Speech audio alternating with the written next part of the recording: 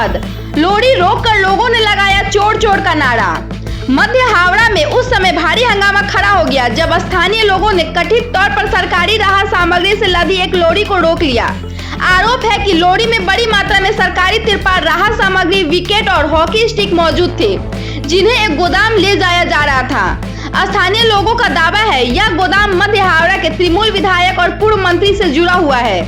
जैसे इस खबर की जानकारी इलाके में फैली, बड़ी संख्या में लोग घटनास्थल पर जुट गए और विरोध प्रदर्शन शुरू कर दिया। प्रत्यक्षदर्शियों के अनुसार लोगों ने लॉरी को घेरकर उसके भीतर मौजूद सामान की जांच की मांग की। सरकारी राहत सामग्री के कथित रूप से बरामद होने की खबर मिलते ही इलाके में तनाव का माहौल बन गया। प्रदर्शनकारियों ने पूरे मामले की निष्पक्ष जांच और जिम्मेदार लोगों के खिलाफ कार्रवाई की मांग उठाई। हालांकि और राय कहना है कि यह आपदा के समय इस्तेमाल करने वाला सामान है। हम लोग सुबह में आके देखे हैं, हम लोग को वार्ड का कोई कार्यकर्ता को फोन किए हैं ये अरूप राय का गोडाउन से काला तिरपाल दूसरा जगह प्रचार कर रहा है।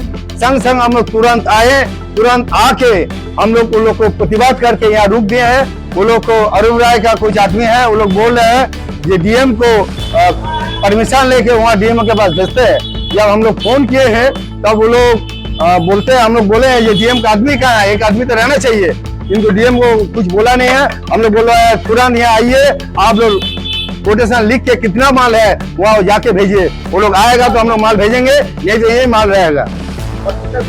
आइए विकेट ये लोग मारने के लिए रखा है। সরকার থেকে আমার কাছে সমস্ত বিধায়কদের কাছে তার ঈদের সময় এবং পুজোর সময় তার সামগ্রী আসে গরিব মানুষকে দেওয়ার জন্য। তো এবার ঈদের সময় আমার কাছে জামা কাপড় এসেছিল, ত্রিপল এসেছিল এবং কম্বল এসেছিল। কম্বল তো গরমকালে দেওয়ার নয়, শীতকালে দেওয়ার। তা যেগুলো দেওয়ার সেগুলো অবশিষ্ট যেগুলো ছিল আমার কাছে, যেগুলো দেওয়া হয়ে গেছে, যেগুলো অবশিষ্ট ছিল সেগুলো আমি ডিএমকে গতকাল ফোন করেছিলাম।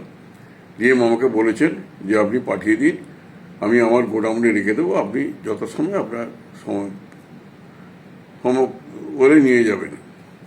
তা সেই অনুযায়ী আজকে গাড়ি এসেছিল, আজকে পাঠিয়ে দেওয়ার কথা। আজকে গাড়ি এসেছিল, গাড়িতে লোড হচ্ছিল, সেই সময় বিজেপির কর্মীরা এসে নানা আটকে দেয় গাড়ি এবং তারা বলে ডিএমের লোক না এলে আমরা এরা ছাড়বো না।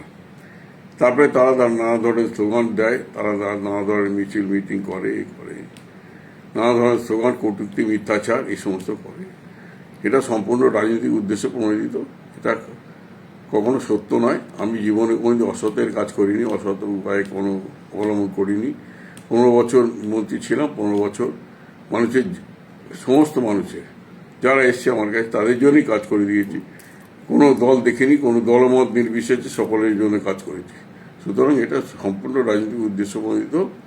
আপনাদের সকলকে অভিনন্দন জানাই, সকলে ভালো থাকবেন।